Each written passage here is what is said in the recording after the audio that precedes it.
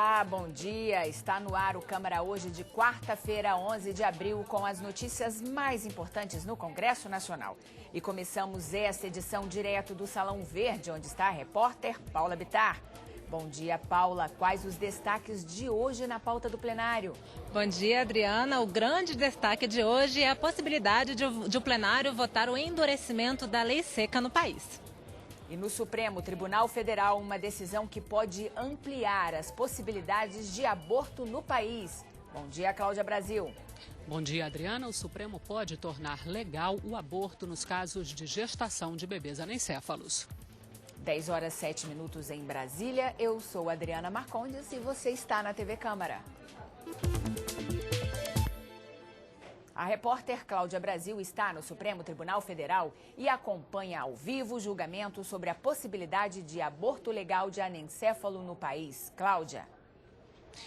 Adriana, o Supremo está fazendo uma sessão extraordinária na manhã desta quarta-feira para decidir se legaliza ou não o aborto nos casos de gestação de bebês anencéfalos. São bebês que, em função de uma grave má formação, não apresentam cérebro. São 11 os ministros que devem se manifestar a favor ou contra essa decisão. Nós temos imagens ao vivo do plenário do Supremo Tribunal Federal. O ministro Marco Aurélio Mello, relator desse caso, fez uma apresentação com argumentos favoráveis e contrários à legalização do aborto no caso de bebês anencéfalos. Nesse momento, quem está se manifestando é o representante da Confederação Nacional dos Trabalhadores em Educação.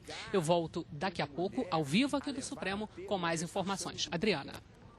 E nós voltamos ao Salão Verde com a repórter Paula Bittar, que conversa sobre a pauta do plenário da Câmara com um deputado da base aliada ao governo e outro da oposição. Paula, antes de falar sobre a pauta do plenário, vamos repercutir com os deputados esta votação no STF, que afinal é o assunto do dia, não é mesmo? Pois é, Adriana, tema importante e polêmico na pauta do Supremo Tribunal Federal. Eu tenho aqui ao meu lado a deputada Luciana Santos, que é líder do PCdoB aqui na Câmara, um partido da base aliada ao governo. Deputada, começando pela pauta do STF. Como deve se comportar a Suprema Corte hoje e qual a opinião da senhora? Deve ser liberado o aborto no caso de anencéfalo? Bom dia a todos os telespectadores da TV Câmara. Bom dia, Paula. Bom dia, Adriana. Eu penso que esse é um assunto, de fato, muito polêmico no país. Não é? Nós temos, desde 1945, o aborto que é considerado legal, que é no caso de estupro, e é o caso das mulheres que correm risco de vida em caso de manter a gravidez. E agora esse debate no Supremo que trata desse caso das crianças que, devido à má formação, estão sem cérebro. Eu penso que, a exemplo do que acontece com as mulheres, que nos casos em que corre risco de vida, no caso de estupro, a posição nossa é que isso deveria, de fato, ser levado em conta. Porque, afinal de contas, isso diz respeito a uma vida inteira, não é? Dedicada a uma situação específica, né?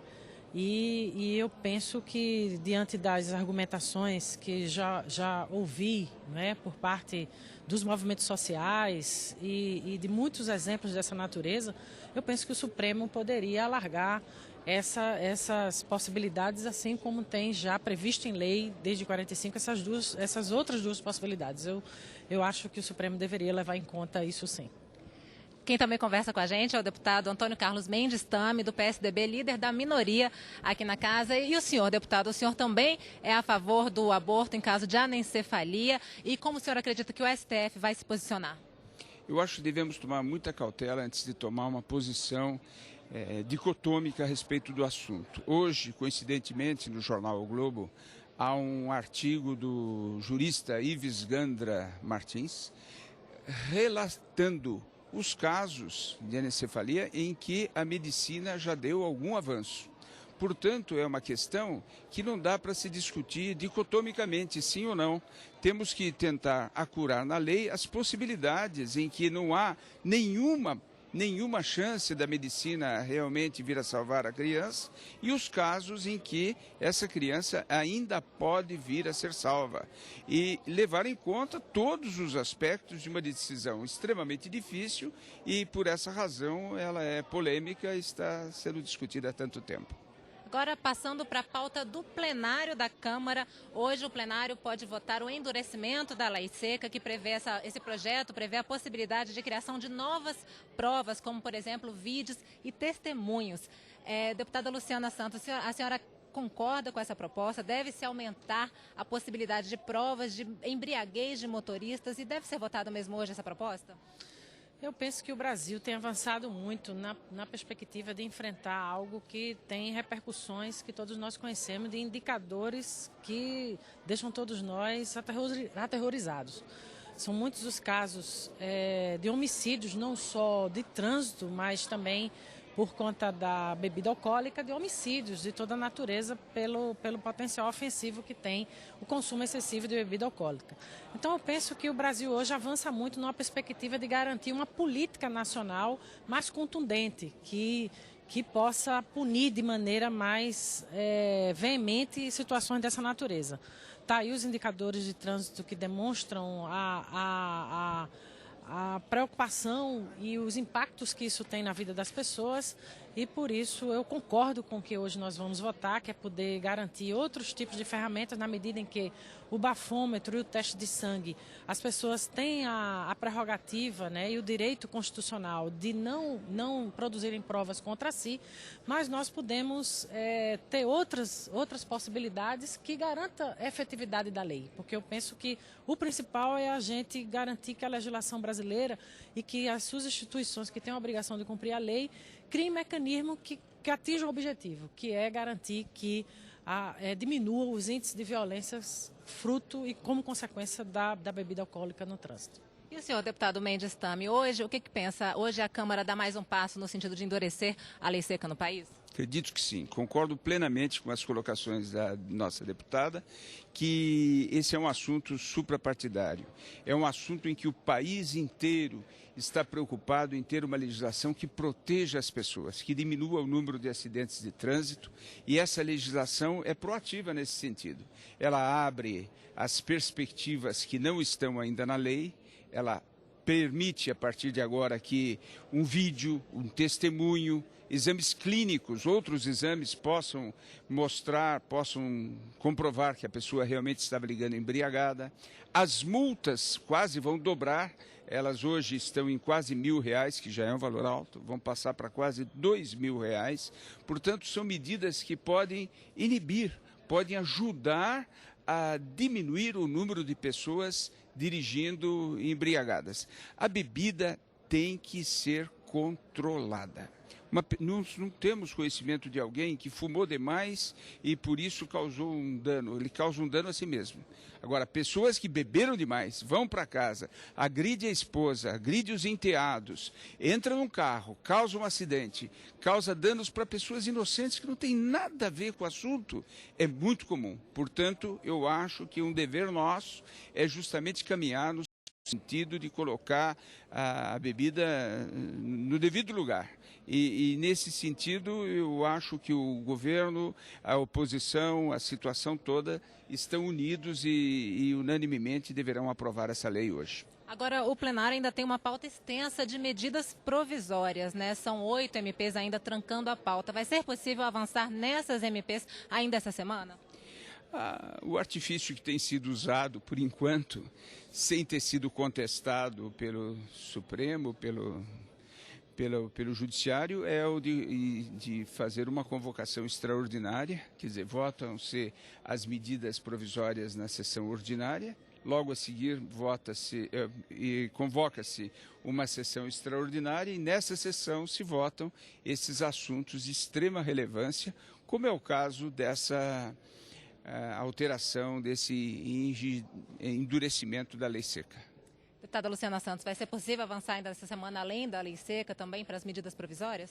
Ontem nós votamos uma medida provisória muito importante, que foi a 549, que tratou da isenção tributária de equipamentos e serviços, não, equipamentos basicamente, e produtos, melhor dizendo, que facilite a vida dos portadores de deficiência. Então, eu acho que assim nós vamos poder garantir que, na medida em que ontem a gente conseguiu um acordo em torno de algumas coisas que o relator Sandro Mabel acrescentou, nós, por exemplo, o PCdoB se posicionou contra a venda de medicamentos em supermercados, né, em outros estabelecimentos que não seja farmácia, porque isso requer um profissionalismo, um técnico, um profissional competente, como é o farmacêutico, para poder orientar, mesmo que não seja medicamento sob prescrição médica, mas isso corre risco.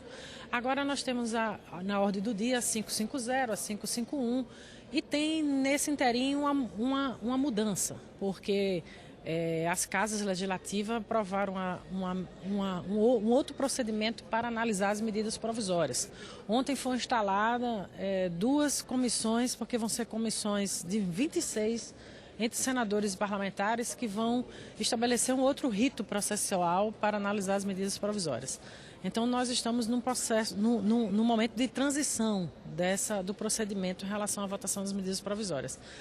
E como aqui na casa as coisas funcionam, quando se há um entendimento e há um esforço muito grande de todos os parlamentares, independente dos partidos políticos, né, para poder encontrar consensos, eu sou otimista, eu acho que a gente vai ter condições, porque são medidas provisórias que calçam um projeto de país que está em curso, como, por exemplo,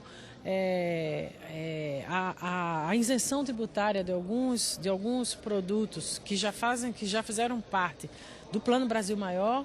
Então, ou no caso de ontem foi do Viver Bem do governo federal. Eu penso que a gente vai conseguir estabelecer os mecanismos que garantam, por outro lado, uma menor incidência de medidas provisórias, que é um clamor dessa casa, né, por motivos óbvios, porque é uma casa propositiva, que tem muitas iniciativas, que tem ligações com o povo, e a gente, de fato, torne a atuação, né, da Casa Legislativa com maior vigor, com maior força, quando a gente também cria mecanismos mais apropriados para avaliar as medidas provisórias do Congresso. Mas eu acho que vai ser possível a gente caminhar bem, superando e limpando a pauta para votar os projetos que nós consideramos também estratégicos para o país. Deputada Luciana Santos e deputado Mendes Tame. Deputados e senadores vão investigar as denúncias sobre tráfico de influência e outras ilegalidades atribuídas ao contraventor Carlos Cachoeira. O acordo, que deu origem a uma comissão parlamentar mista de inquérito, saiu no final da tarde de ontem. O presidente da Câmara, deputado Marco Maia, se reuniu no fim da tarde com o senador José Sarney, presidente do Senado. Em pouco mais de 15 minutos, eles chegaram a um acordo. Deputados e senadores vão investigar numa CPI mista as denúncias envolvendo Carlos Cachoeira.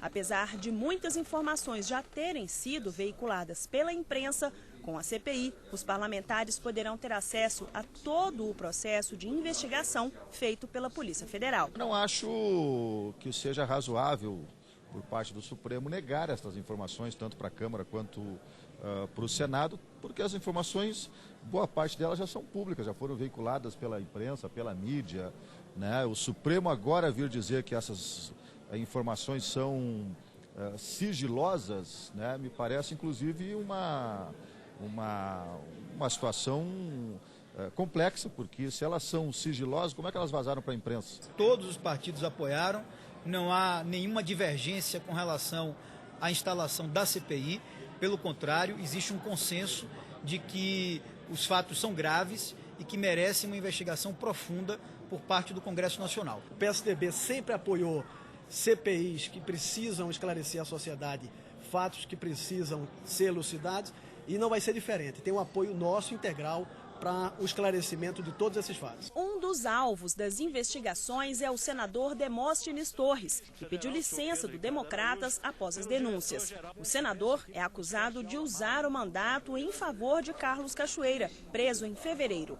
E se depender do presidente da Câmara, a abrangência da CPI vai além do esperado. Faremos uma CPI, não vai ser apenas para investigar a relação de parlamentares com o Carlinhos Cachoeira. Nós vamos fazer uma CPI para investigar as relações desse cidadão com o mundo real no Brasil, que vai desde, e volto a dizer, a lista de contatos do Cachoeira era impressionante, né? Elas vão desde parlamentares, passam pelo executivo, pelo judiciário e chegam também à imprensa.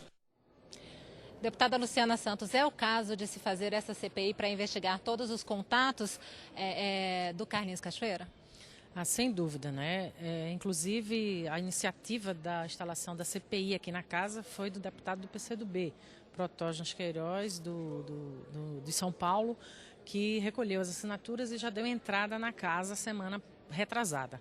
E ontem o deputado Marco Maia, o presidente da casa, informou ao Colégio de Líderes que havia essa construção política junto ao presidente do Senado para se fazer uma CPI até mais abrangente, que é a CPI mista de inquérito. Eu penso que o Brasil necessita cada vez mais e a população clama, né, pelo combate à corrupção, e nós estaremos prontos para poder colaborar com essa explicação para a sociedade brasileira e a punição dos crimes que sejam cometidos por corrupção. As ligações que o Cachoeira tem, não é, como disse o presidente Marco Maia, né, com a vida real, com a sociedade brasileira, vai desde os jogos de azar, passando por vários interesses, e a gente vai, com isso, a casa vai estar cumprindo o seu papel, que é esclarecer a sociedade, os acontecimentos que dizem respeito ao erário público, ao patrimônio público, que nós vamos cumprir essa instalação da CPMI aqui na casa.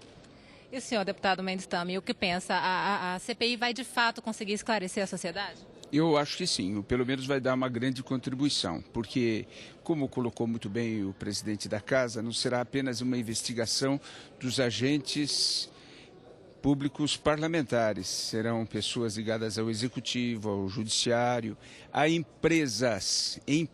Nós temos aqui no Brasil o hábito de focalizar toda a nossa investigação no corrompido. Nós temos que ter uma dupla visão, no corrompido e no corruptor.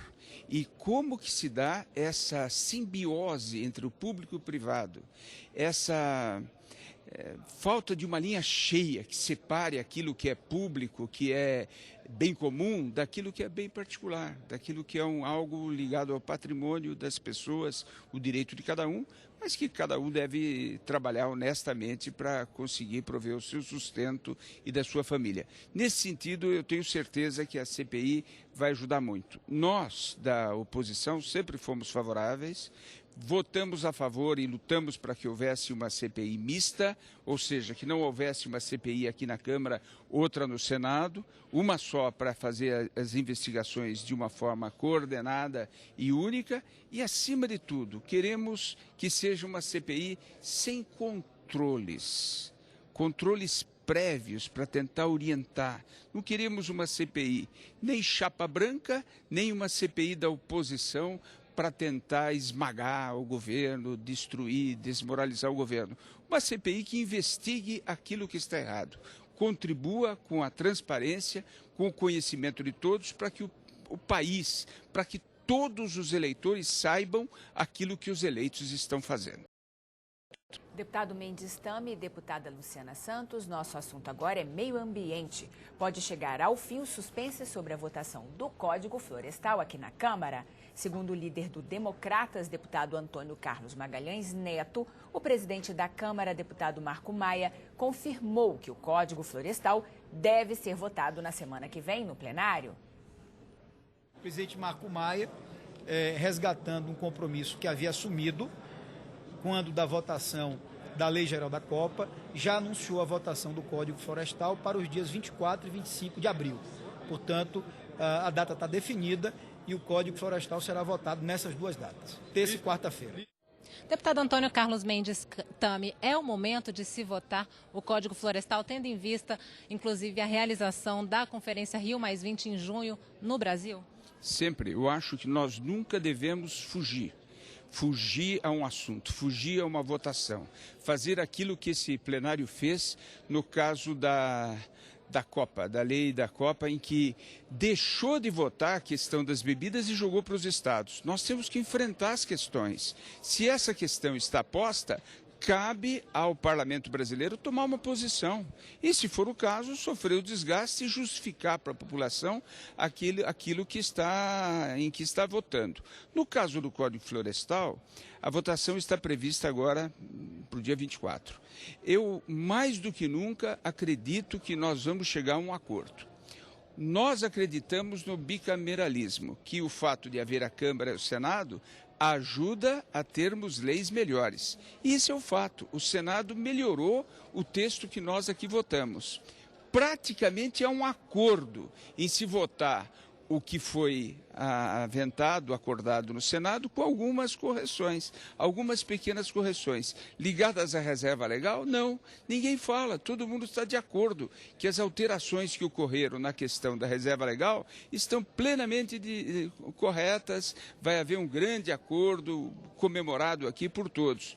Quais são as dúvidas? São nas áreas de preservação permanente, naquelas ao lado dos rios, onde houve a ocupação no início dos séculos iniciais, antes de haver rodovias, ferrovias. Como é que se deu a ocupação deste planeta Terra? Através dos rios e por pequenas pessoas que ocuparam pequenas propriedades. É em relação a esses pequenos agricultores que estão nas margens dos rios que está havendo uma discussão. Mas eu tenho absoluta convicção de que esse problema será acertado e nós teremos aqui uma votação que represente o pensamento do Brasil a respeito do assunto, de uma agricultura preservacionista e, acima de tudo, capaz de fornecer alimentos para o Brasil e para o mundo de uma forma sustentável.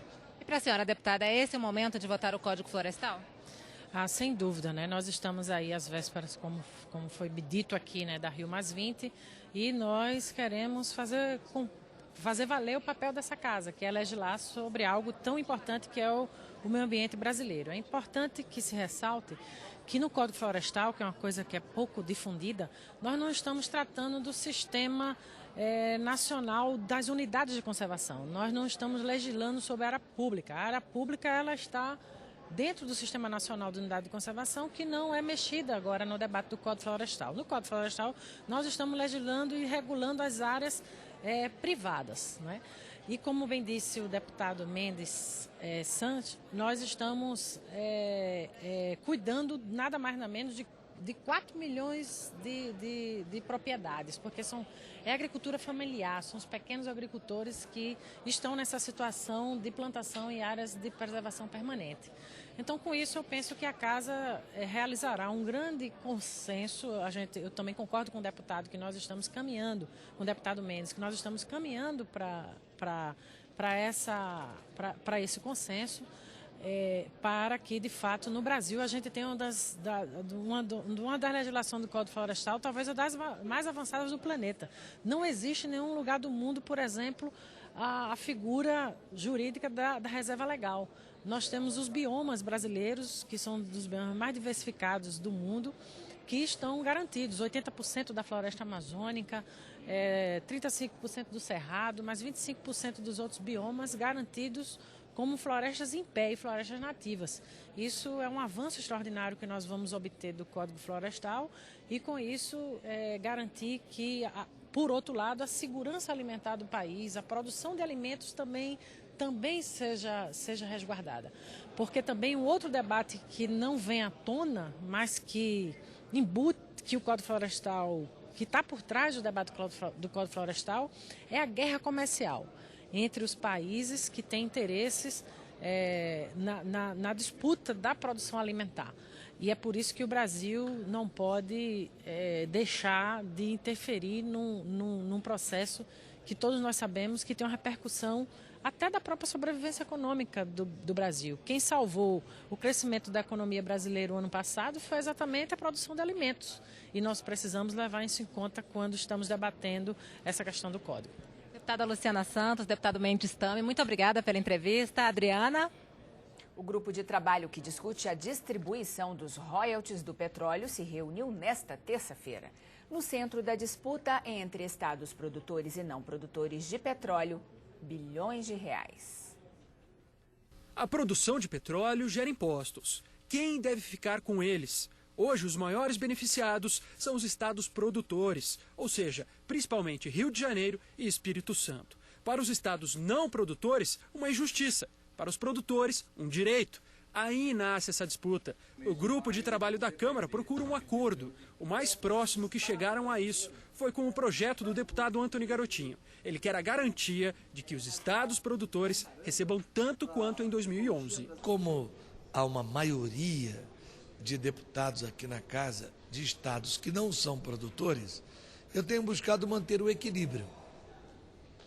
E o equilíbrio é garantir por escrito na lei aquilo que antes se afirmava que a lei Vital do Rego tinha, e na verdade eu provei que não tinha, que era a manutenção das atuais receitas dos estados produtores e dos municípios produtores, acrescida ano a ano pelo IGPM. Os deputados do próprio estado do Rio de Janeiro discordam. O Rio de Janeiro não aceita discutir a distribuição dos royalties sobre os campos já listados. Sobre aquilo que não foi listado, nós temos boa vontade, discutimos, negociamos percentuais, mas sobre o que já foi licitado significa, na nossa opinião, quebra da segurança jurídica do país, uma afronta a isso, nós não vamos concordar. A divisão entre deputados de um mesmo estado, Rio de Janeiro, é um sinal da complexidade que envolve essa discussão. O problema é que o grupo tem um prazo de funcionamento que terminaria nessa semana. Na reunião, ficou acertada a prorrogação dos trabalhos e até mesmo isso gerou confusão. Estender o prazo mais não vai produzir nada além do que já foi produzido. Não que eu acho que seja impossível. Acho que a posição do Rio de Janeiro é no sentido de postergar esse debate, criar dificuldades, porque só interessa manter a situação que está hoje nesse momento aos estados confrontantes, que é o caso do Rio de Janeiro e do Espírito Santo, particularmente o Rio de Janeiro. Tensões que se encontram no relatório do grupo. O texto deve ser apresentado no dia 24. Nós temos uma margem enorme para redistribuir essa receita, porque, só para você ter uma ideia, hoje a receita de royalties é de 25 bilhões de reais. Em 2020, nós vamos chegar a 54 bilhões de reais. Então, existe uma condição, uma margem, o crescimento é muito bom e é desse crescimento que nós podemos chegar numa distribuição mais equitativa em todo o país. O relator do PNE, Plano Nacional de Educação, deputado Ângelo Vagnoni, disse que o governo federal deve insistir na meta de investimento total de 8% do produto interno bruto no setor. O relatório final deve ser apresentado até o dia 20 deste mês. Hoje, União, estados e municípios aplicam juntos em torno de 5% do PIB do país em educação. Os 8% de investimento total propostos por Vagnoni incluem recursos de bolsas de estudo, financiamento estudantil, além da contribuição previdenciária dos professores da Ativa. Tirando esses acréscimos, são cerca de 7,5% de investimento público direto. Na prática, a proposta do relator, apoiada pelo governo nesta terça-feira, aumenta o investimento em educação em 2,5 pontos percentuais do PIB em 10 anos. Para Vagnoni, o valor é suficiente para garantir melhorias significativas. Eu estou absolutamente convencido de que os valores de 7,5% de investimento do PIB nos próximos 10 anos farão uma revolução na educação, seja na inclusão, como eu já disse, das crianças de 0 a 3 anos, da educação infantil, de enfrentar o problema da evasão no ensino médio, de reestruturar o ensino médio brasileiro, garantindo com que 30% do ensino médio esteja em ensino profissionalizante. Isso é uma nova perspectiva da educação no país. Entidades ligadas ao setor, no entanto, discordam do relator e pedem a aplicação de 10% do PIB em educação. Nós temos números suficientes que mostram que, infelizmente, 7,5% não é suficiente para pagar o tamanho da conta e do atraso que nós temos. O governo alega que não há recursos disponíveis para ir além dos 8% do PIB de investimento total em educação. Para o presidente da Comissão de Educação e Cultura, o próprio projeto do Plano Nacional de Educação prevê uma possível mudança de suas metas durante a vigência da lei aprovada. A lei permite a oportunidade de uma revisão dessas metas daqui a 4 anos, em aprovada pelo Congresso, e o ministro foi claro que se a conjuntura internacional for positiva, os próprios recursos do pré-sal daqui a 4 anos, com a produção do pré-sal, talvez as condições econômicas brasileiras sejam tais que essa meta pode ser revista para cima. Voltamos agora ao Supremo Tribunal Federal, que julga hoje a possibilidade de liberar o aborto de anencéfalos no país. De lá fala ao vivo a repórter Cláudia Brasil. Olá, Cláudia. Bom, Adriana, a sessão extraordinária aqui no Supremo Tribunal Federal já começou. Logo no início dessa sessão, o relator do caso, o ministro Marco Aurélio Mello, fez uma argumentação e mostrou os argumentos contrários e favoráveis à interrupção da gravidez de bebês anencéfalos. Ele apresentou esses argumentos logo no início da sessão. Só lembrando que o Código Penal brasileiro prevê aborto, autoriza aborto em apenas duas situações: quando a gestação é fruto de um estupro ou quando a gestação representa risco para a vida da mãe. Faz 8 anos que a Confederação Nacional dos Trabalhadores na Saúde apresentou uma ação argumentando que não autorizar o aborto nos casos de gestação de bebês anencéfalos fere o direito à dignidade da mãe. O ministro Marco Aurélio Mello, à época, concedeu uma liminar favorável a esses argumentos, mas 3 meses depois, essa liminar foi cassada. E a partir daí, o que aconteceu é que as decisões sempre foram tomadas caso a caso pela Justiça. O Supremo, ao longo desses anos, realizou audiências públicas e ouviu especialistas sobre esse assunto. O representante da Confederação Nacional dos Trabalhadores na Saúde, hoje durante a sessão, disse que países como os Estados Unidos, Canadá, França e Inglaterra não criminalizam o aborto no caso de bebês anencéfalos e que esse é um fenômeno do subdesenvolvimento. O Procurador-Geral da República, agora há pouco, Roberto Gurgel, disse que se a classe média brasileira não fizesse tantos abortos, ele certamente já teria sido descriminalizado. E um outro dado muito alarmante: segundo Roberto Gurgel, dia sim, dia não, no Brasil, morre uma mulher vítima de aborto clandestino. Nesse momento, voltou a falar na sessão o ministro Marco Aurélio Mello, que é o relator desse caso. E nós vamos permanecer aqui, Adriana, acompanhando essa sessão do Supremo, que deve decidir pela legalidade ou não do aborto nos casos de gestação de bebês anencéfalos. Adriana? É isso mesmo, Cláudia. A TV Câmara vai continuar acompanhando o julgamento no Supremo Tribunal Federal. Agora são 10h38 em Brasília. Essa edição do Câmara hoje termina aqui, mas nós voltamos ao 12h30. Outras informações na página da Agência Câmara na internet ou ao longo de nossa programação. Até mais.